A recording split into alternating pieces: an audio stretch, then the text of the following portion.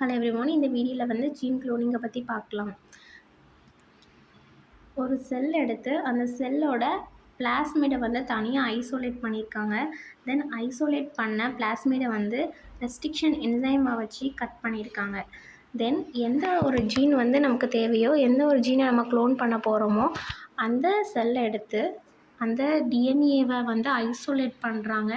இந்த அந்த ஐசோலேட் பண்ணுற அந்த டிஎன்ஏலேருந்து ஜீன் ஆஃப் இன்ட்ரெஸ்ட், பர்டிகுலராக நம்ம வந்து க்ளோன் பண்ணக்கூடிய அந்த ஜீன் ஆஃப் இன்ட்ரெஸ்ட்டை மட்டும் தனியாக ரெஸ்ட்ரிக்ஷன் என்சைம் யூஸ் பண்ணி கட் பண்ணி, தென் இந்த ஆல்ரெடி கட் பண்ணப்பட்ட இந்த பிளாஸ்மிடையும் தென் இந்த ஜீன் ஆஃப் இன்ட்ரெஸ்ட்டையும் லைகேஸ் என்சைம் வச்சு லைகேட் பண்ணுறாங்க. ஓகே, தென் அதுக்கப்புறம் வந்து இந்த கம்பைன் பண்ணப்பட்ட இந்த ஜீன் ஆஃப் இன்ட்ரெஸ்ட் அண்ட் இந்த பிளாஸ்மிடையை ரிகாமினன்ட் பிளாஸ்மிட் அப்படின்னு சொல்கிறோம்.